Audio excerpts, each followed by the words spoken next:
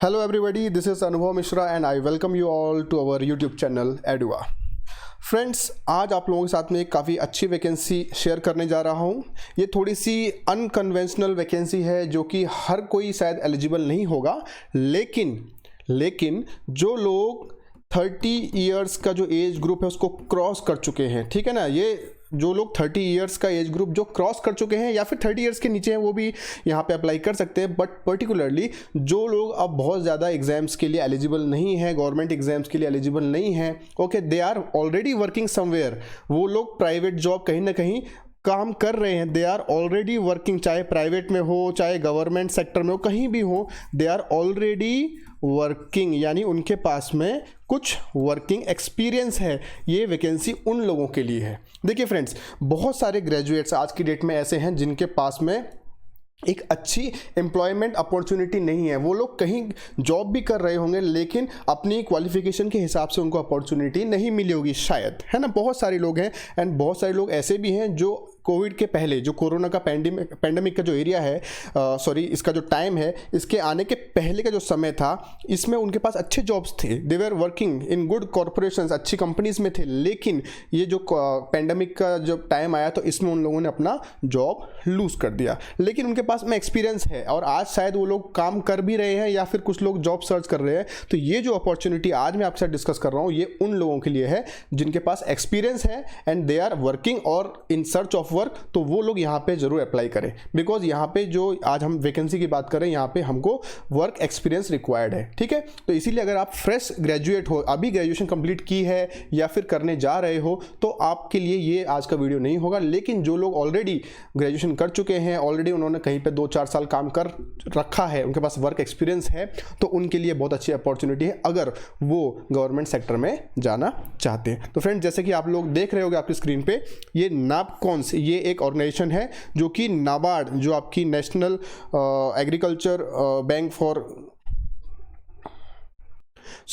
National Bank for Agriculture and rural development जो bank है, नाबार्ड है, उसको कंसल्टेंसी सर्विसेज प्रोवाइड करती है। इसको नाबकॉन्स कहा जाता है। ओके, ये बेसिकली नाबार्ड की ही सब्सिडायरी कंपनी है, ठीक है। It is होल्ली owned by NABARD. तो ये जो नाबकॉन्स ऑर्गेनाइजेशन है, ये एक बहुत अच्छी अपॉर्चुनिटी लेके आई है। और किसके लिए है? खासकर जो ऑलरेडी वर्किंग प्रोफेशनल्स हैं, जिनके पास एटलीस्ट 4 ईयर्स का एक्सपीरियंस है, ओके, रिलेवेंट 4 ईयर्स का एक्सपीरियंस है या फिर उससे ज़्यादा एक्सपीरियंस है।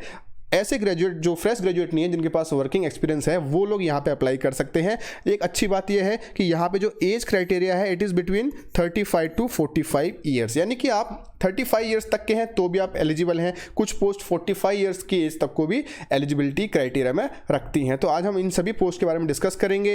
एंड अगेन मैं बोलना चाहता हूँ कि यहाँ पे एक खास बात ये है, ये जो पोस्ट है, यहाँ पे कोई भी आपको एग्ज़ाम नहीं देना है, डायरेक्टली आपको इंटरव्यू देना है जाकर। तो इंटरव्यू के बेसिस पे आपका सिलेक्शन होगा। हाँ, यहाँ पे एलिजिबिलिटी में जो कुछ उनकी रिक्वायरमेंट्स होंगी, आपका एक्सपीरियंस होगा, वो सब तो देखा ही जाएगा, ठीक है। लेकिन यहाँ पे ऐसा कोई स्ट्रिक्ट एग्जामिनेशन नहीं है। ऑल्दो जो लोग इंटरव्यू देंगे उनको कुछ राइटिंग स्किल्स का, ओके, राइटिंग स्किल्स, कम्युनिकेशन जो स्किल होती हैं, ओके, या फिर एक्सेल में कैसा वो काम कर सकते हैं, इसकी कुछ प्रोफिशिएंसी टेस्ट बाद में हो सकते हैं।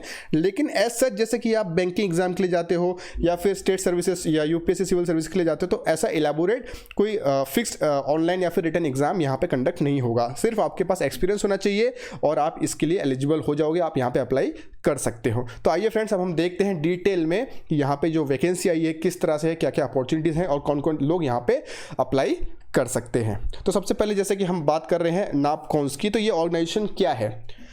नाबार्ड कंसल्टेंसी सर्विसेज का शॉर्ट फॉर्म है NABCONS. Okay, it is a wholly owned subsidiary promoted by National Bank for Agriculture and rural Development, यानी कि नाबार्ड। यानी कि ये जो ऑर्गेनाइजेशन है नाबकॉन्स, इसको किसने बनाया है? बेसिकली इसको प्रमोट किया है नाबार्ड ने ही। नाबार्ड को ही ये कंसल्टेंसी सर्विसेज देती है, नाबार्ड के लिए ही ये काम करती है। नाबार्ड को कंसल्टेंसी सर्विसेज प्रोवाइड करती है और गवर्नमेंट को कंसल्टेंसी सर्विसेज प्रोवाइड करती है, जिसको हम नाबकॉन्स कहते हैं। तो आप बेसिकली एक चीज़ समझ सकते हैं कि अगर आप नाबकॉन्स के साथ जुड़ते हो तो कहीं ना कहीं आप सीधा नाबार्ड के साथ ही जुड़ने जा रहे हो। अब करती क्या क्या है ये?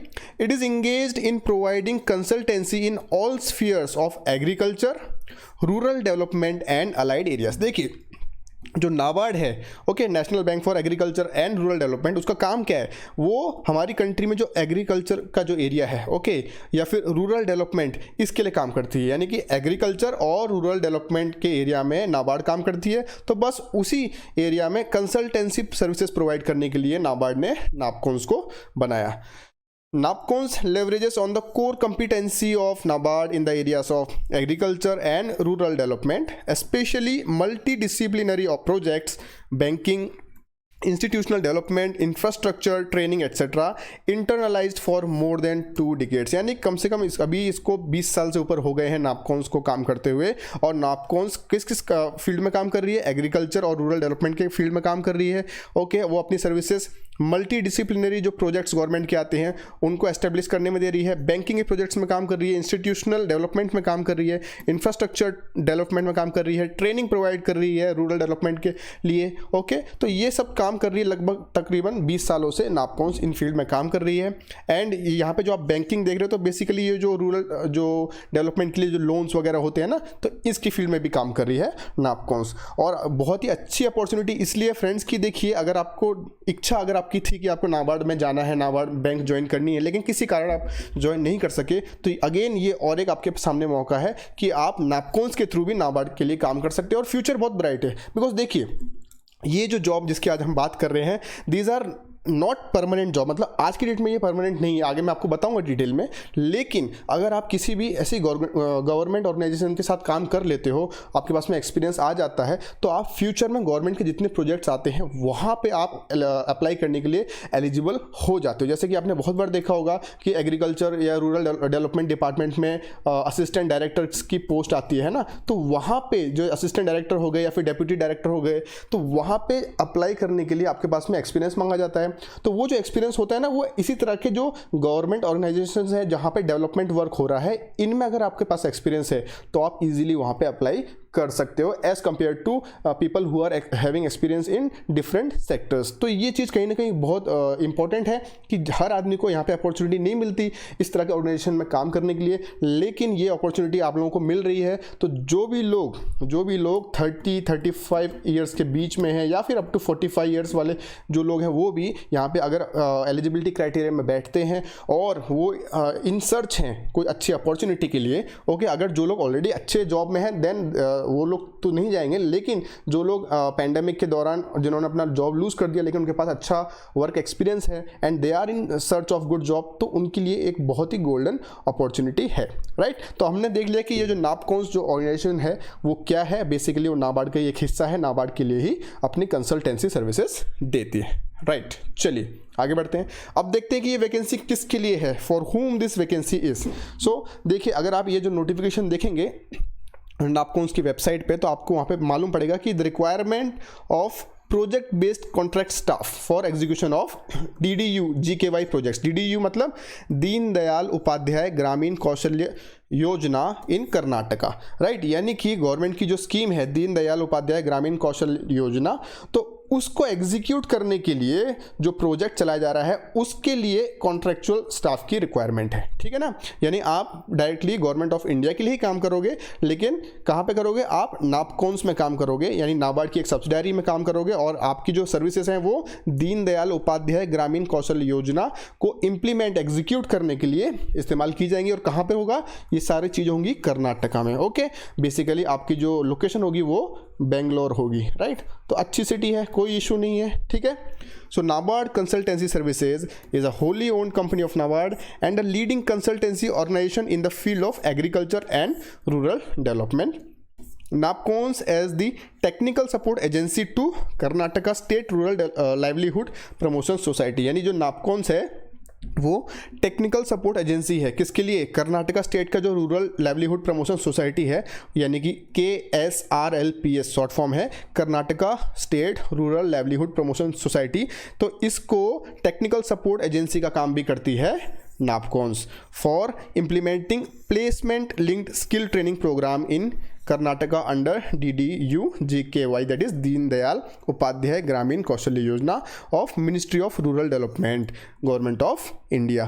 तो अभी ये जो NAPCONS है, it is inviting online applications from Indian citizens on contract basis as project based contract staff for post as mentioned. अभी हम आगे पोस्ट की बात करेंगे। तो बेसिकली आप लोग सोच रहे होंगे कि ये कॉन्ट्रैक्ट बेस्ड स्टाफ की पोस्ट है यानी कि ये परमानेंट नहीं है। बिल्कुल सही बात है फ्रेंड्स, ये परमानेंट पोस्ट नहीं है। लेकिन मैं आपको बता दूं कि ये जो पोस्ट है जनरली ये क्या होगा ना, ये 1 साल के लिए है, ओके, 1 ईयर के लिए है, और इसको बाद में एक्सटेंड भी किया जा सकता है।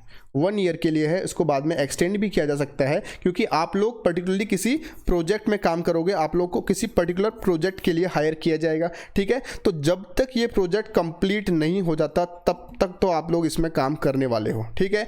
तो अभी इनिशियली बोला जा रहा है कि 1 ईयर, ठीक है, ऐसा माना जा रहा है कि 1 ईयर में ये प्रोजेक्ट आप पूरा कंप्लीट कर दोगे। लेकिन अगर ये प्रोजेक्ट कंप्लीट नहीं होता है और एक्सटेंड होता है तो आप लोग भी जब तक ये एक्सटेंड होगा तब तक काम करोगे, यानी कि एटलीस्ट जब तक ये प्रोजेक्ट कंप्लीट नहीं होता तब तक आप काम करोगे।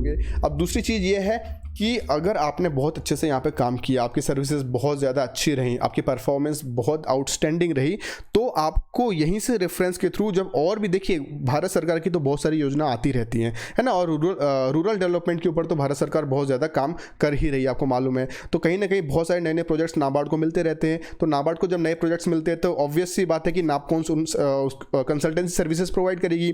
तो जैसे ही ये प्रोजेक्ट कंप्लीट होगा तब तक तो ना जाने कितने सारे और प्रोजेक्ट ऑलरेडी चल भी रहेंगे और बहुत सारे प्रोजेक्ट मिल भी जाएंगे नाबार्ड को। तो अगर आपकी सर्विसेज बहुत अच्छी है, आपके वहाँ पे आपने अच्छे कॉन्टैक्ट्स बना लिए, तो आपको ऑटोमेटिकली वहीं से नए प्रोजेक्ट्स में काम मिल जाएगा। और 1-2 बार आपको इस तरह से लिंक से काम मिलते गए तो बाद में आपको अंदर ही मतलब एब्जॉर्ब करने के चांसेस भी बहुत ज़्यादा होते हैं। लेकिन वो बात की बात है। फिलहाल ये है कि जो लोग ये सोच रहे हो कि कॉन्ट्रेक्चुअल बेसिस पे है, तो इसीलिए मैं आपको बताना चाहता हूँ कि friends, it is not just कि आप कोई एक प्राइवेट कंपनी में कॉन्ट्रैक्ट बेसिस पे काम करोगे। ये गवर्नमेंट की ऑर्गेनाइजेशन है और इसका एक पर्टिकुलर पूरा फॉर्मेट है कि आप ऐसे ही कोई भी इसको ज्वाइन नहीं कर सकता। इसीलिए यहाँ पे बाकायदा इंटरव्यू होंगे, उसके बाद में आपके कुछ कम्युनिकेशन स्किल्स के, रिटन स्किल्स के कुछ टेस्ट वगैरह भी हो सकता है, ठीक है। तो इसीलिए अगर आपको अपॉर्चुनिटी मिलती है इस ऑर्गेनाइजेशन में एंटर करने की, तो ये एक बहुत ही गोल्डन अपॉर्चुनिटी है, बिकॉज आप डायरेक्टली गवर्नमेंट एजेंसी के साथ काम करोगे। और इसके बाद में अगर आप सोचो कि आप चाहोगी ये नापकॉन्स को छोड़ के आप किसी और गवर्नमेंट ऑर्गेनाइजेशन में भी जाना चाहते हो, तो यहाँ का जो एक्सपीरियंस है वो आपको बहुत ज़्यादा सपोर्ट करेगा, आपको बाकी लोगों से अलग करेगा। आपके पास में एक एडेड एडवांटेज होगा कि आपने ऑलरेडी नाबार्ड के साथ जुड़ के अपनी सेवाएं भारत सरकार को दी हुई हैं। और अगर आप यहाँ बहुत अच्छा काम करेंगे तो ऑब्वियस सी बात है आपको यहाँ से रेफरेंस से ही दूसरी कोई ना कोई स्कीम्स में भी काम करने का मौका मिलेगा, ठीक है ना। तो इसीलिए मैंने एक बार फिर से बता दिया कि ये जो प्रोजेक्ट है इसको जस्ट कॉन्ट्रेक्चुअल बेसिस समझ के इसको लाइटली मत लीजिए। अच्छी अपॉर्चुनिटी है, हर किसी को अपॉर्चुनिटी वाली नहीं मिलती है, ठीक है। अब देखिए नंबर ऑफ पोस्ट्स, क्या क्या पोस्ट है यहाँ पे। एक है स्टेट कोऑर्डिनेटर की, यानी कि पूरे स्टेट के ऊपर एक कोऑर्डिनेटर होगा, ओनली 1 पोस्ट है। और ये प्लेसमेंट कहाँ पे होगी इसकी, बेंगलुरु यानी कि कर्नाटका में। आप पूरे कर्नाटका का एक स्टेट कोऑर्डिनेटर होगा, ठीक है। तो सिंगल पोस्ट है, काफ़ी अच्छी पोस्ट है, ठीक है। Second is project consultant finance. अभी फाइनेंस डिपार्टमेंट में एक प्रोजेक्ट कंसल्टेंट की पोस्ट होगी, ये भी सिंगल पोस्ट है। और देखिए ये भी बेंगलुरु और कर्नाटका बेस्ड है। यहाँ पे जितनी भी पोस्ट है सब बेंगलुरु वाली हैं। तो आपको एक चीज़ मान के चलना है कि ये आपको अच्छी सिटी में रहने को मिलेगा बेंगलुरु में। ऑल्दो आपको काम के सिलसिले में पूरे कर्नाटका में भी घूमना पड़ेगा, कई बार हो सकता है कर्नाटका के बाहर भी जाना पड़े, लेकिन वो उसके एक्सपेंसेस की कोई प्रॉब्लम नहीं है, वो तो गवर्नमेंट आप ये जो नाबार्ड है वो बियर करेगी, ठीक है। Then project consultant finance and recovery की भी एक पोस्ट है। Project consultant monitoring and evaluation की भी एक पोस्ट है। Then IT and management information system की एक पोस्ट है। अभी ये देखिए associate project consultant mobilisation, counselling and job fairs, PIA coordination, इनकी 4 पोस्ट हैं। Associate project consultant monitoring and MIS, इनकी 1 पोस्ट है। Associate project consultant IEC and knowledge management, इसकी 1 पोस्ट है। टोटल 11 पोस्ट है। देखिए यहाँ पे बस ये मैं फिर से बोल रहा हूँ कि नंबर ऑफ पोस्ट को देखिए ये मत सोचिए यार पोस्ट बहुत कम है, क्योंकि देखिए जो इन्होंने रिक्वायरमेंट मांगी, एलिजिबिलिटी हम आगे देखेंगे, तो उस एलिजिबिलिटी के हिसाब से लोग भी उतने ज़्यादा नहीं होंगे, ठीक है।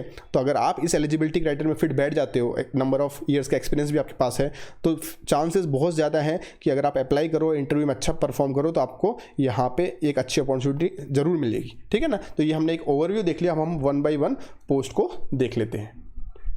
ओके अब देखिए ये सबसे पहली जो पोस्ट मैंने बताई थी स्टेट कोऑर्डिनेटर की है, यानी ये पूरा कर्नाटका जो स्टेट है, तो पूरे कर्नाटका स्टेट का जो प्रोजेक्ट है उसको कोऑर्डिनेट करने का काम होगा स्टेट कोऑर्डिनेटर का काफ़ी सीनियर पोस्ट है फ्रेंड। अब यहाँ पे जो एजुकेशनल क्वालिफिकेशन एसेंशियल मांगी है दैट इज़ या तो आपने MBA किया हो, वो भी रेगुलर, ओके, आपने फुल टाइम MBA किया हो, या फिर MSW किया हो, या फिर rural development with at least 60% mark, ठीक है।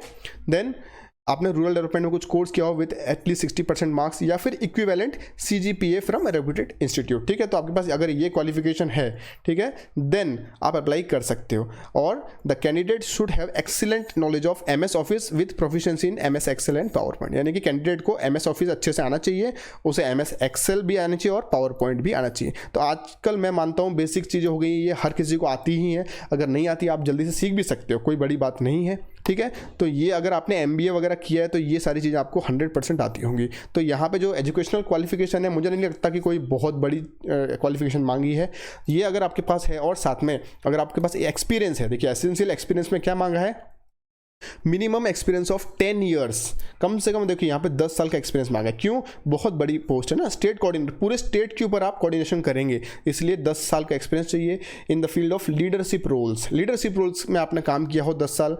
इन the areas of skill development, livelihood promotion, capacity building and implementation support for central, state और UT government schemes, programme management and monitoring. देखिए एक्सपीरियंस किस तरह से मांगा गया है। अभी मैंने आपको बताया था ना कि अगर आपको इस तरह की कोई पोस्ट मिलती है, अगर ये पोस्ट नहीं तो और भी जो हम डिस्कस करेंगे, तो उसका फ़ायदा यही होगा कि जो भी गवर्नमेंट बॉडीज़ हैं, ओके, जहाँ पे भी इस तरह की पोस्ट निकलती हैं वो इस तरह का ही एक्सपीरियंस मांगती हैं। सोचिए आपने यहाँ पे नापकॉन्स में कुछ 1 साल काम कर लिया, ओके, या फिर आपने यहाँ पे 1 साल काम किया, फिर इसके बाद में आपको यहीं के रेफरेंस से दूसरे प्रोजेक्ट में काम मिल गया, 2-3 साल काम कर लिया, तो आपके पास में ये वाली जो चीज़ें हैं ना, ये वाली leadership role in areas of skill development, livelihood promotion, capacity building, implementation support for government schemes, programme management, ये सब एक्सपीरियंस आपके पास आ जाएगा। तो आप आगे और फ्यूचर में ऐसी बड़ी बड़ी पोस्ट के लिए एलिजिबल बन जाओगे, जो कि कई बार जो प्राइवेट सेक्टर के लोग हैं एलिजिबल नहीं होते। तो ये चीज़ मैं आपको बताना चाह रहा था कि अगर आपको एंट्री मिलती है इस ऑर्गेनाइजेशन में, भले ही आप 1 साल के लिए भी काम करो, 2 साल 3 साल, लेकिन फ्यूचर में आपके लिए बहुत सारे दरवाजे खुल जाएंगे, है ना। अब इसके साथ साथ डिजायर्ड भी कुछ क्वालिटीज़ बताई हैं एक्सपीरियंस में कि candidates having experience in skill development, livelihood programmes will be preferred. जिन्होंने स्किल डेवलपमेंट या लाइवलीहुड प्रोग्राम्स में ऑलरेडी काम किया है उनको थोड़ी सी प्रेफरेंस मिल जाएगी। अगर लेकिन नहीं भी है कोई इशू नहीं है, बेसिकली इतना आपके पास अगर एक्सपीरियंस है देन यू आर एलिजिबल, ठीक है। अब इसके साथ साथ एक चीज़ और उन्होंने बोली है कि there should be proficiency in reading, writing, speaking in English and Hindi, यानी जो भी कैंडिडेट आएंगे उनको इंग्लिश और हिंदी में लिखना, पढ़ना और बोलना आना चाहिए, ये मैंडेटरी है। And fluency in local language will be preferred. अब देखिए आप कर्नाटका में रहेंगे, वहीं के लोगों से डील करेंगे, ओके, आप वहाँ के लोगों को सर्विसेज देने वाले हैं, तो अगर आपको वहाँ की जो लोकल लैंग्वेज वो आती है तो आपको प्रेफरेंस मिलेगी, बिकॉज लैंग्वेज कहीं ना कहीं बहुत बड़ा बैरियर होती है अगर आप लोगों के साथ ठीक से बात नहीं कर पा रहे हो उनकी लोकल लैंग्वेज में। तो अगर आप वहाँ के लोगों की लोकल लैंग्वेज में बात कर पाओगे तो आपको कहीं ना कहीं प्रेफरेंस दी जाएगी, लेकिन ये मैंडेटरी नहीं है। बट ये जो बोला है proficiency in reading, writing and speaking in English and Hindi, ये मैंडेटरी है, इतना तो आपको आना ही चाहिए। तो फ्रेंड्स ये हमने देखा स्टेट कोऑर्डिनेटर के लिए क्या क्या एजुकेशनल क्वालिफिकेशन रिक्वायर्ड है और वहाँ के क्या आपको एसेंशियल क्वालिफिकेशन और एक्सपीरियंस होने चाहिए। और एक चीज़ बता दूं कि जो एज है स्टेट कोऑर्डिनेटर के लिए, जो एज है that is preferably below 45 years, यानी अगर अभी देखिए 10 साल का एक्सपीरियंस बोला है ना, तो ऑब्वियस सी बात है कि एज भी ज़्यादा हो जाएगी, तो आपको 45 ईयर्स तक की एज कंसिडर की जाएगी। लेकिन अगर ऐसा भी मतलब फिक्स नहीं है कि 45 ईयर्स के ऊपर थोड़ा भी होगा तो नहीं चलेगा, ऐसा नहीं है। बिकॉज अगर उनको कोई सुटेबल कैंडिडेट मिलता है जिसके पास एक्सपीरियंस भी है, ज़्यादा एक्सपीरियंस है, थोड़ा ज़्यादा काम किया और अच्छे फील्ड्स में वेराइटी ऑफ एक्सपीरियंस है, वेरिड स्किल्स में और पावर्स में, कैपेसिटी में काम किया है, तो वो ये जो 45 ईयर्स है इसमें कुछ प्लस माइनस भी किया जाएगा, लेकिन प्रिफरेबली बिलो 45 ईयर्स उन्होंने कहा है। तो अगर आपको लगता है कि आपने काफ़ी अच्छा एक्सपीरियंस गेन किया है and you are really suitable for this post, जो एक्सपीरियंस मांगा है उसके हिसाब से आपके पास सब नॉलेज और एक्सपीरियंस है, देन अगर आप 45 भी हो, 46 भी हो, then also you should apply. बाकी सब जो चीज़ डिसीजन मेकिंग है वो नाबार्ड नापकॉन्स के पास ही होगा, तो वो आपको ऑटोमेटिकली कॉल करेंगे अगर उनको लगता है कि आप एलिजिबल कैंडिडेट हो, है ना। चलिए आगे बढ़ते हैं। अब देखते हैं कि क्या क्या की रिस्पॉन्सिबिलिटीज़ होंगी स्टेट कोऑर्डिनेटर की, आपको क्या क्या काम करना पड़ेगा। You will be leading the team of project consultants and associate project consultants. अभी देखिए हम आगे प्रोजेक्ट कंसल्टेंट की भी वैकेंसी देख रहे हैं और एसोसिएट प्रोजेक्ट कंसल्टेंट्स भी काम करेंगे, तो इनकी जो टीम होगी उसको आप लीड करोगे, okay, you will be leading them. Coordinate overall operation systems and process, जितने भी ऑपरेशन सिस्टम्स होंगे, प्रोसेसेस होंगे, ये जो प्रोजेक्ट में उन सबको आप कोऑर्डिनेट करोगे। Then you will support in better management of reporting and information flow. जो काम हो रहा है उसकी जो इन्फॉर्मेशन होगी उसका करेक्ट फ्लो हो और बेटर मैनेजमेंट हो, रिपोर्टिंग हो, है ना। मैनेजमेंट इन्फॉर्मेशन जो सिस्टम है उसको आप प्रॉपर सपोर्ट दोगे सो दैट सारी इन्फॉर्मेशन ठीक से फ्लो हो पूरे ऑर्गेनाइजेशन में, सबको पता चले क्या काम हो रहा है, क्या बाकी है, क्या सही टाइम पे प्रोजेक्ट हम लोग अपने जो हमने माइलस्टोन्स बनाए थे उनको अचीव कर पा रहे हैं कि नहीं। ये सब चीज़ों को भी आप ही को देखना होगा। Then you have to manage and increase the effectiveness and efficiency of ये दीनदयाल जो योजना है, ग्राम कौशल योजना, जो प्रोग्राम है, तो इसको किस तरह से बहुत ज़्यादा इफेक्टिवली हम इम्प्लीमेंट कर सके कर्नाटका स्टेट में, ये भी देखने की रिस्पॉन्सिबिलिटी आपकी ही होगी। Then you have to implement, maintain and manage an effective system of controls throughout DDU-GKY covering financial as well as non financial activities by improving the organisational planning, operational systems, process, information flow and reporting in DDU-GKY। यानी कि आपको जितनी भी चीज़ें implement करने वाली हैं ये जो दीनदयाल ग्राम कौशल योजना है, तो इसको इम्प्लीमेंटेशन में जो भी माइलस्टोन्स है उनको इम्प्लीमेंट करवाना है और उनकी इम्प्लीमेंटेशन टाइम पे हो, उसको मेंटेन करके रखना है, कंसिस्टेंसी होनी चाहिए। देन जो भी सिस्टम में कंट्रोल्स होंगे उनको इफेक्टिवली मैनेज करना है थ्रू आउट, ठीक है, पूरा प्रोजेक्ट जब तक कंप्लीट नहीं होता तब तक। एंड इसमें financial part, non financial activities उनको भी आपको मैनेज करना है, उनको मॉनिटर करना है right time to time. And organisation में जो भी प्लानिंग का काम होगा और ऑपरेशनल सिस्टम्स को मैनेज करना है, जो भी प्रोसेस हैं और इन्फॉर्मेशन का जो फ्लो होगा, मैनेजमेंट इन्फॉर्मेशन का जो फ्लो होगा, जो रिपोर्टिंग होगी, उसको आप ही को मैनेज करना है। यानी कि आपके नीचे प्रोजेक्ट कंसल्टेंट काम करेंगे, एसोसिएट प्रोजेक्ट कंसल्टेंट्स काम करेंगे और टीम मेंबर्स होंगे, लेकिन इन सब का काम पूरा सही समय पे हो रहा है कि नहीं हो रहा, उनको मैनेज करके रखने के लिए, उनको एक साथ बांध के रखने के लिए जब तक कि प्रोजेक्ट कंप्लीट नहीं हो जाता, ये रिस्पॉन्सिबिलिटी स्टेट कोऑर्डिनेटर की होगी। ठीक है, अब देखिए यहाँ पे सैलरी क्या है, सैलरी अच्छी है, 87,500 रुपीज़ सैलरी है। इसके साथ साथ आपको you will be eligible for other facilities and allowances also. मतलब जो नापकोन्स के अलग जो उनके जो एम्प्लॉयज़ हैं उनको भी जो फैसिलिटीज़ और अलाउंसेस देते हैं, हो सकता है इसमें से भी कुछ फैसिलिटी अलाउंसेस आपको भी मिलेंगी, हो सकता है शायद रहने के लिए घर वगैरह जो भी है, अभी मैं बता नहीं सकता उसके बारे में, उन्होंने नोटिफिकेशन में क्लियरली बोला नहीं है, फिर भी उन्होंने इतना इंडिकेट किया है कि other than the above remuneration candidate is also eligible for other facility and allowances. तो इसके अलावा आपको कुछ फैसिलिटीज अलाउंसेस भी दिए जाएंगे। जहां तक मुझे लगता है आपको अकोमोडेशन और ट्रैवलिंग के अलाउंसेस तो होंगे ही होंगे, इसके अलावा भी कुछ और हो सकते हैं राइट। तो ये हमने देखा कि बेसिक जो स्टेट कोऑर्डिनेटर है, जो यहाँ पे सबसे बड़ी पोस्ट है, उसकी की रिस्पॉन्सिबिलिटीज़ क्या है, उसका एज क्राइटेरिया क्या है, सैलरी किस तरह से मिलेगी, है ना, एंड उसकी क्वालिफिकेशन और क्या क्या रिक्वायरमेंट्स एक्सपीरियंस की हमने सब डिटेल में देख ली है। तो अब आप देखिए कि अगर आप एलिजिबल हो इस पोस्ट के लिए, यू शुड अप्लाई। अगर आपकी एज 45, 46, 47 भी है, लेकिन आपके पास में रिक्वायर्ड एक्सपीरियंस और क्वालिफिकेशन है, देन यू शुड अप्लाई। बाकी चीज़ आपको इंटरव्यू कॉल आए ना आए वो तो नाबार्ड का हेडेक है, वो लोग देखेंगे, वो आपको बुलाएंगे। लेकिन आप अगर सोच रहे हो कि मेरी एज 46 हो गई है तो बुलाएंगे कि नहीं बुलाएंगे, ऐसा मत सोचिए। यू शुड अप्लाई कीजिए, आपको भी बुलाया जाएगा। अगर आपके पास रिक्वायर्ड स्किल्स हैं तो उन्होंने बोला है नोटिफिकेशन में कि तो ये एज में रिलैक्सेशन दे सकते हैं। ठीक है, तो हमने ये देख लिया स्टेट कोऑर्डिनेटर की पोस्ट। आगे बढ़ते हैं, दूसरी पोस्ट जो है that is project consultant finance department. अभी ये प्रोजेक्ट कंसल्टेंट फाइनेंस डिपार्टमेंट के लिए सेकंड पोस्ट है। ठीक है, इसका एलिजिबिलिटी देखिए, एजुकेशनल है, यू शुड बी CA और ICAA और MBA finance from a reputed institute.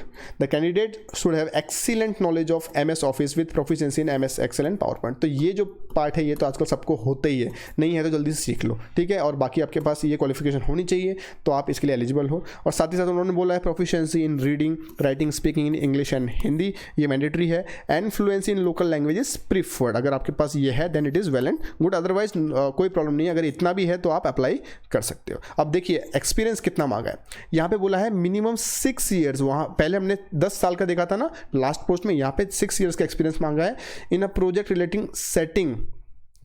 Related setting, ability to establish recognise procedures to account for fund use. यानी आपको बेसिकली फाइनेंस डिपार्टमेंट में काम करना है और जो भी प्रोसीजर्स को सेटअप करना होता है अकाउंट डिपार्टमेंट में, ताकि जो फंड्स आते गवर्नमेंट से उसको प्रॉपर यूज हो सके।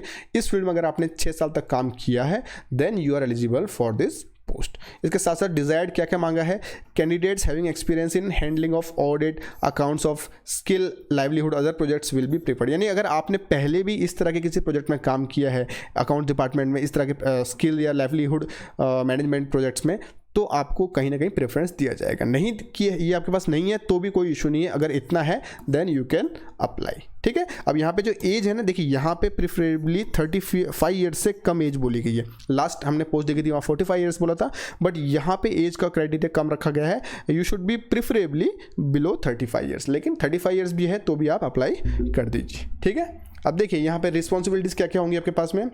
Generation of internal and external financial reports as per requirements under, यही दीनदयाल जो ग्राम कौशल योजना था वो। ठीक है, तो आपको जो फाइनेंशियल रिपोर्ट्स हैं उनको प्रिपेयर करना पड़ेगा। Conduct first month audit, monthly verification and annual audit of accounts of project implementing agencies, यानी कि इस प्रोजेक्ट्स में जितनी भी एजेंसीज काम कर रही हैं तो उनकी जो मंथली ऑडिट होती है या फिर अकाउंट्स की मंथली वेरिफिकेशन, एनुअल ऑडिट, वो सब आपको करनी पड़ेगी। Disbursement, scheduling, periodical review and monitoring through public financial management system. अभी पब्लिक फाइनेंशियल मैनेजमेंट सिस्टम है, यहाँ पे आप आपके ऑर्गेनाइजेशन से पैसे किस एजेंसी को जा रहा है, वो सब शेड्यूलिंग किस समय जाएगा, कितना काम होने पर कितना पैसा जाएगा, ये सारे काम आपको करने पड़ेंगे। Tracking fund utilisation and instalment release based on placement verification, यानी कि वही कि जितना काम हो गया उसका कितना फंड रिलीज हो रहा है, फंड प्रॉपर्ली यूटिलाइज हो रहा है, टाइमली यूटिलाइज हो रहा है कि नहीं, ये सब भी चीज़ें आपको देखनी पड़ेंगी। ये हमने बेसिक आपकी क्या की रिस्पॉन्सिबिलिटीज़ वो बता दी हैं। आप इनकी वेबसाइट पे जाओगे तो आप डिटेल में ये रिस्पॉन्सिबिलिटीज़ को देख सकते हो। अब यहाँ पे सैलरी देखिए, यहाँ पे सैलरी होगी 55,000 रुपीज़ पर मंथ। इसके साथ साथ जैसे कि लास्ट टाइम बताया था, आपको और भी कुछ फैसिलिटीज़ और अलाउंसेस के लिए आप एलिजिबल हो जाओगे अगर आप यहाँ पे ज्वाइन करते हो। तो ये हमने देखा project consultant for finance department. अब नेक्स्ट देखते हैं, next is project consultant for finance and recovery. वो फाइनेंस था, अब ये फाइनेंस एंड रिकवरी डिपार्टमेंट है। अगेन यहाँ पे जो क्वालिफिकेशन है educational, that is CA/CWA MBA finance from reputed institute. And again ये भी सेम वही है कि आपको MS ऑफिस और MS एक्सेल, पावर पॉइंट वगैरह आने चाहिए। ठीक है, देन एक्सपीरियंस में कितना मांगा है, मिनिमम 6 ईयर्स बोला है यहाँ पे भी, you should have 6 years in a project related setting, ability to establish recognise procedures to account for fund use. Same to same experience है जो फाइनेंस डिपार्टमेंट की पोस्ट थी उसके लिए और रिकवरी वाले के लिए। ठीक है, एंड डिजायर्ड स्किल्स है candidates having experience in handling of audit, accounts and recovery cases under public money recovery act is preferred. यानी अगर आपको ऑडिट और अकाउंट्स और रिकवरी केसेस का एक्सपीरियंस है तो आपको प्रेफरेंस मिल जाएगी। और जो जनरल क्राइटेरिया था वो यही है कि आपको इंग्लिश और हिंदी में पढ़ना, लिखना, बोलना आना चाहिए, और अगर आपको लोकल लैंग्वेज आती है तो आपको प्रेफरेंस मिल जाएगी। अगेन यहाँ पे जो एज है वो 35 ईयर्स से कम ही बोला है, प्रिफरेबली 35 ईयर्स से कम हो। अगर 35-36 होगा तो भी अगर आपके पास रिक्वायर्ड एक्सपीरियंस है तो आपको कंसिडर किया जा सकता है। ठीक है, अब देखिए अगेन यहाँ पे जो की रिस्पॉन्सिबिलिटीज होंगी, फाइनेंस एंड रिकवरी डिपार्टमेंट का जो कंसल्टेंट होगा, he has to undertake financial verification for project closure as per the standard operating procedures of Deendayal Gram Kaushal Yojana. ठीक है, तो यहाँ पे आपको फाइनेंशियल वेरिफिकेशन करनी पड़ेगी कि जो आपका प्रोजेक्ट जब बंद करना है तो जो भी स्टैंडर्ड ऑपरेटिंग प्रोसीजर था इस योजना को इंप्लीमेंट करने के लिए वो ठीक से फॉलो हुआ है कि नहीं, ये सब आपको करना पड़ेगा। Generate financial reports for recovery of funds from PIAs and other vendors whenever necessary under the existing public money recovery acts, यानी कि फाइनेंशियल रिपोर्ट्स आपको बनानी पड़ेंगी कि जो फंड्स PIAs से वापस लेना था, अब ये PIAs कोई पर्टिकुलर एजेंसीज होंगी जिनसे फंड रिकवरी करना था, वो हुआ कि नहीं हुआ, ये सब चीज़ें आपको देखनी पड़ेंगी। Develop an early warning system to notify probable lapses और defaults of PIAs which are linked with sustenance of the DDU GKY projects, यानी कि अर्ली वार्निंग सिस्टम भी आपको एक बनाना पड़ेगा जिससे कि जो PIAs हैं जिनसे फंड्स आने वाले थे, अगर उनमें लैप्स होने वाला है, वो लोग डिफॉल्ट करने वाले हैं, तो पहले नोटिस जाना चाहिए so that they should not default. ठीक है, then generation of internal and external financial reports as per requirements under DDU GKY। जो इंटरनल और एक्सटर्नल फाइनेंशियल रिपोर्ट्स हैं as per the requirement of DDU GKY, जो उनके standard operating procedures हैं वो भी आपको बनानी पड़ेंगी। And tracking fund utilisation and instalment release based on placement verification other milestone achievements. ये भी कहीं ना कहीं आप देख रहे होंगे तो जो फाइनेंस डिपार्टमेंट की रिस्पॉन्सिबिलिटीज थी लगभग वैसे ही है। यहाँ पे सैलरी भी सेम है 55,000 and again you will be eligible for some other facilities and allowances, जैसा कि हमने पुरानी पहले की जो पोस्ट है उनमें देखा था। तो ये थी फाइनेंस एंड रिकवरी के जो प्रोजेक्ट कंसल्टेंट है उसकी की responsibilities. Moving to next post, project consultant monitoring and evolution. ठीक है। अब मॉनिटरिंग और इवैल्यूएशन का ये जो पोस्ट है, देखिए क्वालिफिकेशन रिक्वायर्ड वही है, मिनिमम पोस्ट ग्रेजुएशन इन, अच्छा यहाँ पे अलग है, minimum post graduation in agriculture, rural development, economics, social sciences, finance with at least 60% marks, यहाँ पे परसेंटेज दिया है, और equivalent CGPA from a reputed institute. यानी कि आपको एटलीस्ट पोस्ट ग्रेजुएट होना है किस फील्ड में, या तो आप एग्रीकल्चर में हो जाओ, रूरल डेवलपमेंट में हो जाओ, इकोनॉमिक्स में हो जाओ, सोशल साइंसेस या फाइनेंस, ओके, और एटलीस्ट आपको 60% मार्क लाने हैं, ठीक है। And the candidate should have excellent knowledge of MS Office, MS Excel and PowerPoint, ये बेसिक सबके साथ में है। अब एसेंशियल एक्सपीरियंस देखा जाए तो मिनिमम 6 ईयर्स का एक्सपीरियंस यहाँ भी मांगा है, किस फील्ड में, इन monitoring and evaluation of skill development and livelihood projects. यानी कि अगर आपने पहले स्किल डेवलपमेंट और लाइवलीहुड प्रोजेक्ट्स की मॉनिटरिंग और इवैल्यूएशन का काम किया है, और वो भी कितना, मिनिमम 6 ईयर्स, तो ही आप एलिजिबल हो, ठीक है। और डिजायर्ड क्या बोला है, candidates having experience in areas of skill livelihood training would be given preference. अगर आपने इन एरिया में काम किया है तो आपको थोड़ी प्रेफरेंस मिलेगी, ठीक है, लेकिन बेसिकली आपके पास में ये एक्सपीरियंस होना ही चाहिए। अगेन जो दूसरा क्राइटेरिया बोलता है कि you should know reading, writing, speaking in English and Hindi compulsorily, but fluency in local language will be preferred. ये नहीं भी है तो भी चलेगा, बट ये आपके पास होनी ही चाहिए। अगेन यहाँ पे जो एज है, it should be below 35 years, ठीक। अब यहाँ पे की रिस्पॉन्सिबिलिटीज क्या क्या है, to ensure the adherence of established protocols in conduct of skill development programme by maintaining effective monitoring system. यानी कि ये जो स्किल डेवलपमेंट प्रोग्राम है, इसके लिए आपने कुछ प्रोटोकॉल्स आपको मिलेंगे ऑर्गेनाइजेशन में, ठीक है ना, गवर्नमेंट के थ्रू, कि उन प्रोटोकॉल्स को कुछ भी हो जाए आपको फॉलो करना है, इंप्लीमेंट कराना है और उसकी मॉनिटरिंग करना है, तो ये काम आपका होगा। Then you have to conduct periodic monitoring visit to project sites as per requirement. यानी जो प्रोजेक्ट की साइट्स हैं वहाँ पर आपको पीरियडिकली विजिट करना पड़ेगा मॉनिटर करने के लिए, वहाँ पर जाके देखना होगा कि जो एक्चुअली जो स्टैंडर्ड ऑपरेटिंग प्रोसीजर बनाया गया है वो इंप्लीमेंट हो रहा है कि नहीं प्रोजेक्ट साइट्स पे, ये भी आपको देखना होगा बीच बीच में। Then you have to provide capacity building to all project monitoring staff including staff of KSRLPS team और PIS। यानी कैपेसिटी बिल्डिंग भी आपको करनी होगी, उनकी कुछ रिक्वायरमेंट्स हैं, इंफ्रास्ट्रक्चर रिक्वायरमेंट है, तो वो भी आपको ही फुलफिल करवानी होंगी। Then supervise the team of associate project consultants. अब आप आगे जाओगे तो आपको देखेंगे अभी हम आगे कि एसोसिएट प्रोजेक्ट कंसल्टेंट की भी वैकेंसी है, तो इन लोगों को भी आपको सुपरवाइज करना होगा। डिज़ाइन और adopt monitoring, evaluation and learning tools appropriate for skill projects. यानी अभी आप स्किल डेवलपमेंट के जो प्रोजेक्ट चल रहे हैं, इंप्लीमेंट हो रहे हैं, तो उनके लिए आपको मॉनिटरिंग के लिए, उनकी इवैल्यूएशन के लिए ओके लर्निंग टूल्स आपको डिज़ाइन करवाने होंगे, जिससे कि ये जो प्रोजेक्ट्स हैं स्किल डेवलपमेंट के वो अच्छी तरह से इंप्लीमेंट हो सकें। Then you have to conduct real time analysis for better project implementation and organisational learning.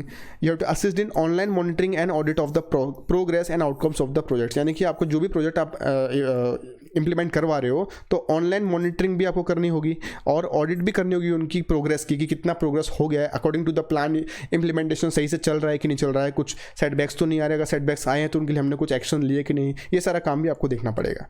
And you have to identify challenges in project implementation and plan for corrective measures. यानी आप जो प्रोजेक्ट है वो ठीक से implement नहीं हो पा रहा है, तो चैलेंजेस क्या क्या आ रहे हैं आपको फाइंड आउट करने हैं, और उनको ठीक करने के लिए क्या क्या करेक्टिव मेजर्स लेने हैं वो भी आपको ही डिसाइड करना होगा। तो ये कुछ हमने की रिस्पॉन्सिबिलिटीज़ देख ली project consultant for monitoring and evaluation की। अगेन यहाँ पे जो सैलरी है it will be 55,000 rupees and आपको फैसिलिटीज अलाउंसेस भी कुछ मिलेंगे, ठीक है।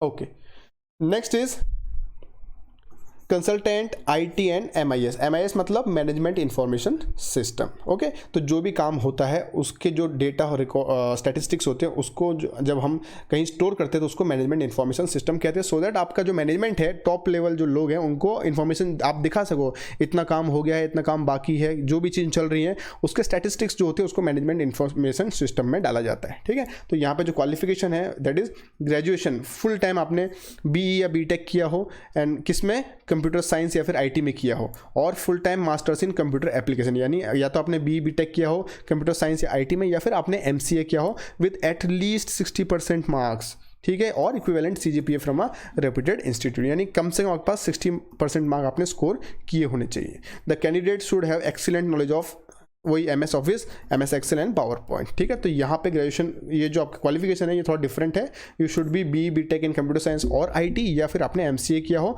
प्लस 60% मार्क्स आपके पास हो, ठीक है।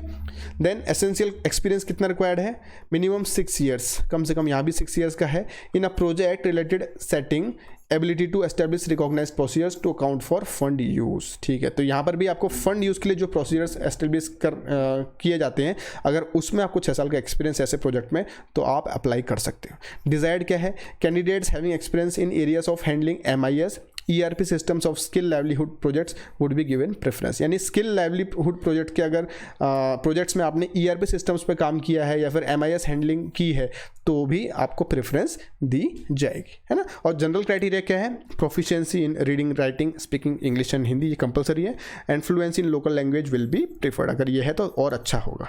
यहाँ पे भी एज देखिए 35 ईयर्स से आपको प्रिफरेबली कम बोला गया है, ठीक है।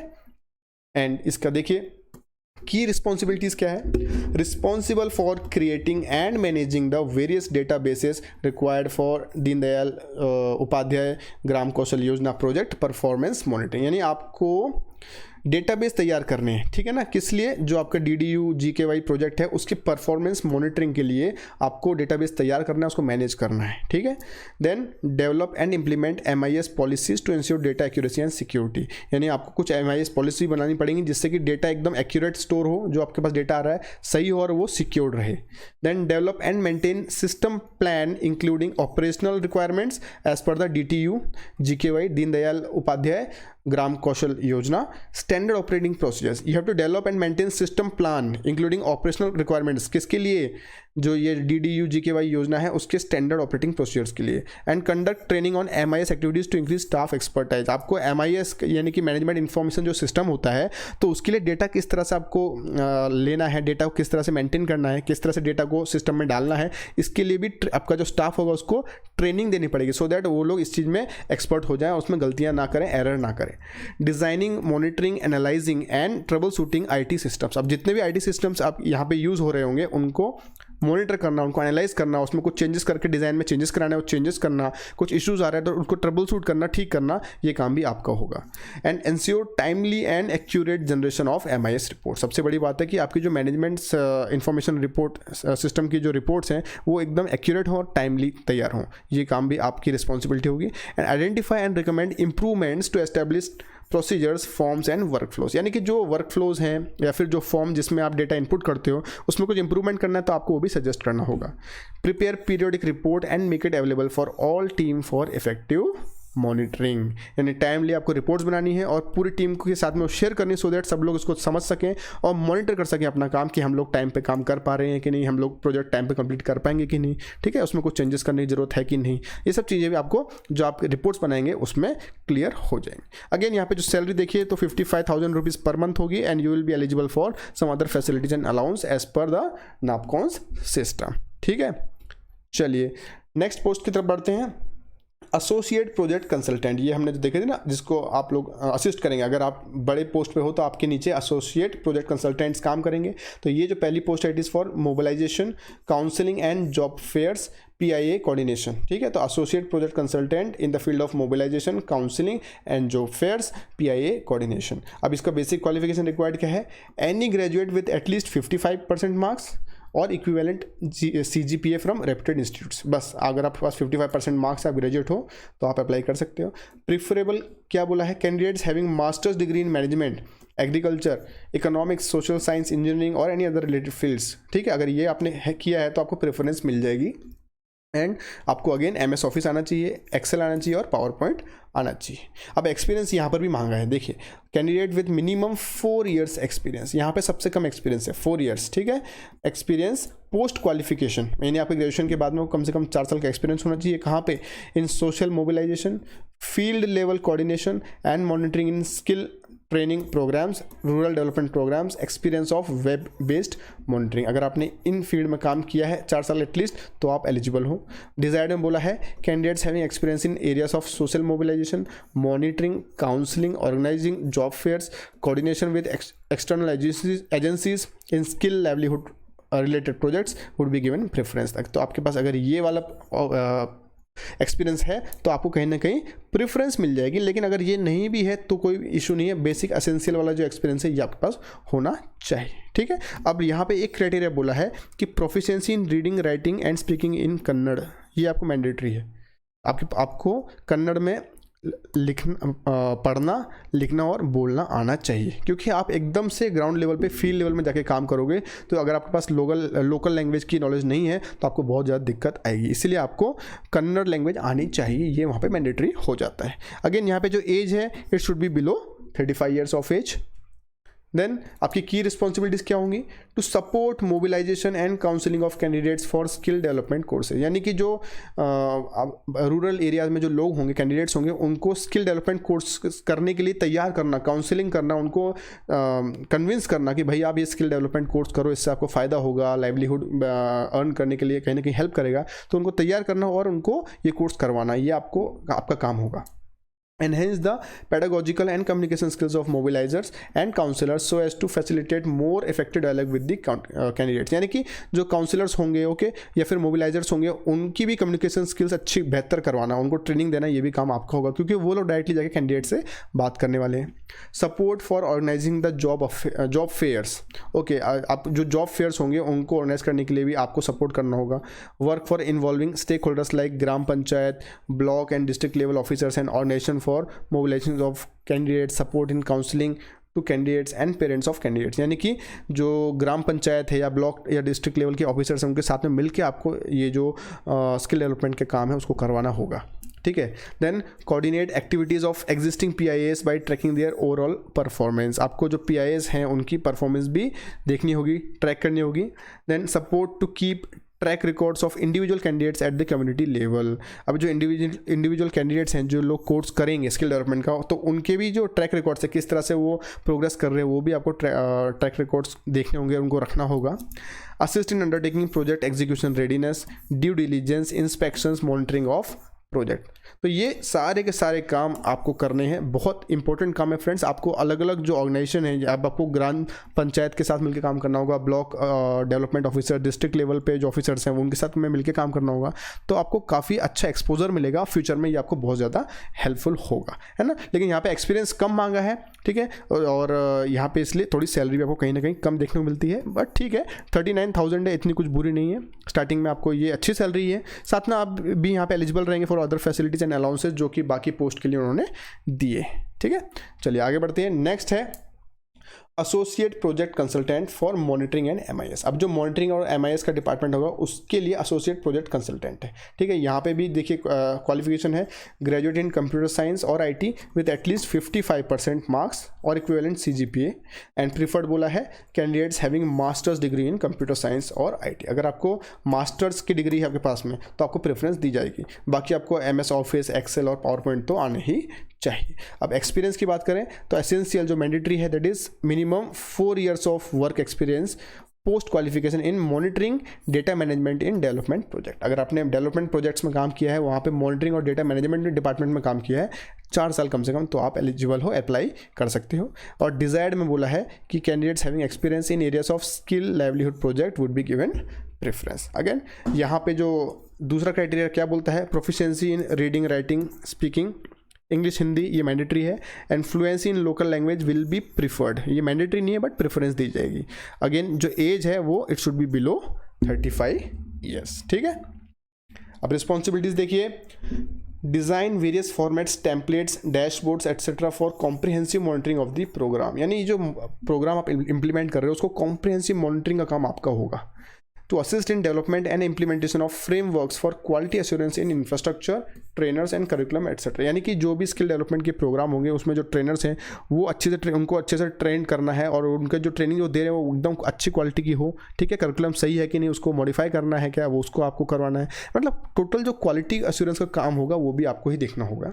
Trekking of PIA information and candidates data on Kaushal Bharat ERP and any other management information system notified by ministry of rural development और state government.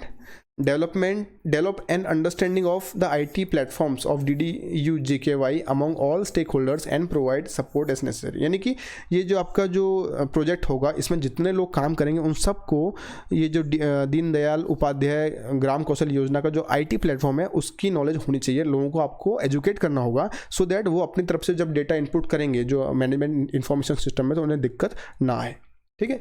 Ensure the update of candidates tracking details on the designated ERP portal on monthly basis by PIS। जो PIS हैं okay, जो directly candidates का deal करेंगे, तो वो जो candidate आपके यहाँ कोर्स कर रहे होंगे तो उनकी प्रॉपर डिटेल्स मंथली बेसिस पे डाल रहे हैं कि नहीं ERP पोर्टल पे, ये चीज़ आपको इंश्योर करनी होगी। Then generate reports on candidates retention and employment status periodically and submit the same to KSRLPS। यानी कि ये जो Karnataka state government rural development की जो उनका ऑर्गेनाइजेशन है, उसको आपको मंथली बेसिस पे रिपोर्ट्स देनी होंगी कि कितने कैंडिडेट्स ऑलरेडी कोर्स कर चुके हैं या फिर अभी भी कर रहे हैं, और उनका एम्प्लॉयमेंट स्टेटस क्या है, कोर्स करने के बाद उनको एम्प्लॉयमेंट मिल गई कि नहीं, ये सब चीज़ें आपको मंथली बेसिस पे रिपोर्ट बना के भेजनी होगी। अगेन यहाँ पे सैलरी आपको 39,000 रुपीज़ पर मंथ होगी, and you will be eligible for other facilities and allowances as prescribed by the NASSCOM, right. तो ये हमने देखा associate project consultant monitoring and MIS के लिए क्या क्या की रिस्पॉन्सिबिलिटीज होती है। नेक्स्ट और जो लास्ट है that is associate project consultant IEC and knowledge management. अब देखिए यहाँ पे क्या है, essential qualification graduation full time in mass communication. आपको यहाँ पे मास कम्युनिकेशन में ग्रेजुएशन चाहिए या फिर जर्नलिज्म में विद 55% मार्क। अगेन देखिए यहाँ पे ग्रेजुएट जो होगा वो फुल टाइम ग्रेजुएशन होना चाहिए मास कम्युनिकेशन या फिर जर्नलिज्म की फील्ड में, और 55% मिनिमम आपका स्कोर होना चाहिए वहाँ पे। और प्रेफरेंस बोला गया है candidates having masters degree in mass communication और जर्नलिज्म और अदर रिलेटेड फील्ड्स, तो उनको प्रेफरेंस मिलेगी। यानी बेसिक आप ग्रेजुएट हो तो आप यहाँ एलिजिबल हो, लेकिन अगर आपने मास्टर्स किया इन फील्ड में तो आपको कहीं ना कहीं थोड़ा प्रेफरेंस दी जाएगी। एंड आपको भी अगेन MS ऑफिस आना चाहिए, एक्सेल आना चाहिए, पावर पॉइंट आना चाहिए। एक्सपीरियंस की बात करें तो जो एसेंशियल है, मैंडेटरी है, that is candidate with minimum 4 years work experience in IEC documentation in development project, और डिजायर्ड बोला है candidates having experience in areas of skill livelihood project would be given preference. यानी कि आपने पहले भी अगर लाइवलीहुड प्रोजेक्ट में काम किया है, स्किल डेवलपमेंट प्रोजेक्ट में काम किया, तो आपको कहीं ना कहीं प्रेफरेंस मिलेगी, लेकिन ये मैंडेटरी नहीं है, मैंडेटरी है सिर्फ इतना। तो अगर ये सब चीज़ आपके पास हैं और साथ साथ you have proficiency in reading writing and speaking of Kannada with excellent writing skills in Kannada and English, then only you are eligible. तो यहाँ पे मैंडेटरी है कि आपको राइटिंग स्किल्स आपकी अच्छी होनी चाहिए, कन्नड़ में भी और इंग्लिश में भी, और आपको अच्छे से कन्नड़ समझ में आना चाहिए, बोलना आना चाहिए, पढ़ना आना चाहिए और लिखना आना चाहिए। ठीक है, तो यहाँ पे ये थोड़ा सा डिफरेंस था। अब एज की बात करें तो अगेन यहाँ पे आपको 35 ईयर्स से कम बोला गया है कि preferably below 35 years of age.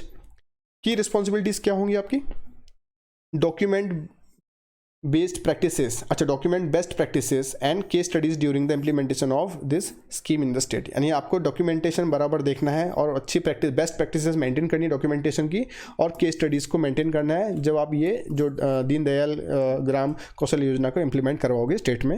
Then plan and design the state IEC strategy with respect to ministry of rural development and state DDU-GKY guidelines. Assist to KSRLPS, ये जो कर्नाटका स्टेट की रूरल डेवलपमेंट की agency है, उसको मदद करनी है, assist करना है in all IEC activities related to DDU-GKY। Create and maintain social media channels, digital platforms for dissemination of information among the target audience of this project. तो आपको सोशल मीडिया के चैनल्स भी क्रिएट करने, उनको maintain करना होगा, digital platforms को utilise करना होगा, और वहाँ से आपको टारगेटेड ऑडियंस तक अपनी इन्फॉर्मेशन पहुँचानी होगी। Develop system of for knowledge management which provides the insights for policy management, formulation, best practices, pilot studies etcetera. Work in synergy with IEC teams at central level for giving momentum to state level initiatives, and evaluate and document the impact of IEC BCC activities in collaboration with other stakeholders। तो आपको इतने सारे काम करने हैं, इसके अलावा भी बहुत सारी आपके पास रिस्पॉन्सिबिलिटीज़ होंगी। ये हमने कुछ की रिस्पॉन्सिबिलिटीज़ बता दी हैं, ठीक है। एंड आपकी जो सैलरी बनेगी पर मंथ 39,000 होगी, साथ में आपको कुछ और फैसिलिटीज़ और अलाउंसेस भी दिए जाएंगे। तो ये हमने देखा आज टोटल जितनी पोस्ट आई हैं, ओके, उन सभी पोस्ट की रिस्पॉन्सिबिलिटीज़ और रिक्वायरमेंट्स क्या है, एलिजिबिलिटी क्राइटेरिया क्या है, सैलरी कितनी होगी, एज क्राइटेरिया हमने सब डिस्कस कर लिया है। तो अब देख लीजिए, अब आप देखिए कि आपके पास जो बेसिक रिक्वायरमेंट है एजुकेशन की वो है कि नहीं, एज आपके फैक्टर उसमें एज में क्राइटेरिया में बैठते हो, और आपने इतना एक्सपीरियंस गेन किया है क्या ऑलरेडी जो इन्होंने मांगा है, अगर है then you should apply. Again मैं बोलना चाहूँगा कि जो एज वाला फैक्टर है उसको आप बहुत ज़्यादा बाइंडिंग मत समझिए। अगर आपके पास में रिक्वायर्ड एजुकेशनल क्वालिफिकेशन है, अच्छा एक्सपीरियंस है, तो वो एज जो क्राइटेरिया है उसमें कहीं ना कहीं रिलैक्सेशन भी दिया जाएगा। ओके, तो एक बार फिर से मैं आपके साथ में कुछ इंपॉर्टेंट चीज़ें डिस्कस करना चाहता हूँ। देखिए the recruitment is project based on contract basis for initial period of 1 year, यानी 1 साल के लिए आप कॉन्ट्रेक्चुअल बेसिस पर रहोगे। लेकिन देखिए बोला गया है विच कैन बी एक्सटेंडेड, इसको बढ़ाया जा सकता है बेस्ड ऑन परफॉर्मेंस रिव्यू। देखिए अगर आपकी परफॉर्मेंस अच्छी है तो इसको एक्सटेंड किया जाएगा, ओके, एंड विल बी को terminus with the project period, यानी जो प्रोजेक्ट जब तक चलेगा तब तक ये आपका कॉन्ट्रैक्ट कंटिन्यू रहेगा, जैसे प्रोजेक्ट खत्म हो जाएगा कॉन्ट्रैक्ट भी खत्म हो जाएगा। लेकिन अगेन अगर आपका परफॉर्मेंस अच्छा है तो आपको बाद में आपके परफॉर्मेंस के हिसाब से दूसरे प्रोजेक्ट्स में भी काम मिल सकता है, ठीक है। गारंटी नहीं बोल रहा हूँ लेकिन ऐसा होता है, इसलिए मैं आपको बता दे रहा हूँ, अपॉर्चुनिटी अच्छी है। अब देखिए कुछ लोग बोलेंगे कॉन्ट्रैक्ट पीरियड क्या है। The project based contract staff will be appointed on contract basis initially for a period of 1 year which may be extended based on requirement of the project and performance or will be coterminous with the project period, ठीक है। यानी आप initially 1 साल के लिए project basis पे आपको लिया जाए, कॉन्ट्रैक्ट बेसिस पे लिया जाएगा, लेकिन अगर आपकी परफॉर्मेंस अच्छी रही तो आपका जो ये ड्यूरेशन है, टेन्योर है, बढ़ाया जा सकता है, ठीक है।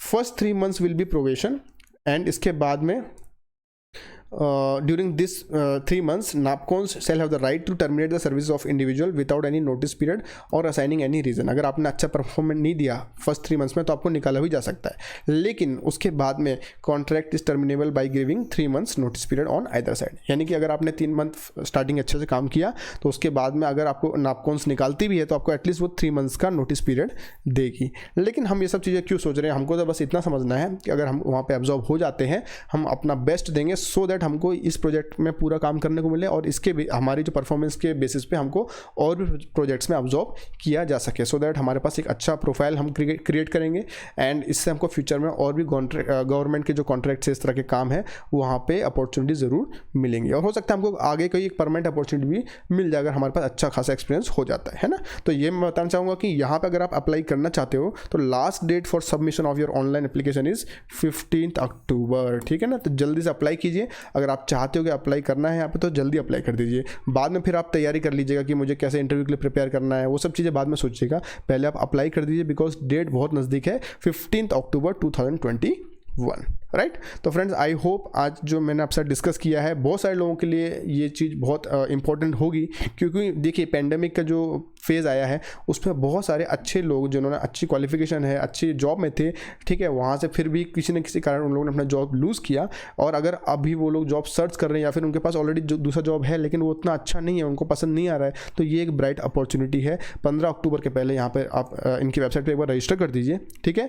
उसके बाद में फिर आप कैसे तैयारी करना है उसके लिए हम लोग आपको आगे भी गाइड करेंगे, आप हमें कॉन्टैक्ट कर सकते हैं, ठीक है। सो आई होप आज जो हमने डिस्कस किया उससे आपको बहुत सारे लोगों को फायदा होगा। जाइए इसके बारे में इसकी वेबसाइट पर एक बार जाकर सर्च कीजिए, डिटेल में डॉक्यूमेंट जो नोटिफिकेशन उसको पढ़िए, कुछ क्वेरी हमको पूछ सकते हो, कॉल कर सकते हो, मेल कर सकते हो, आप कॉन्टैक्ट कर सकते हो, कमेंट भी कर सकते हो, ठीक है।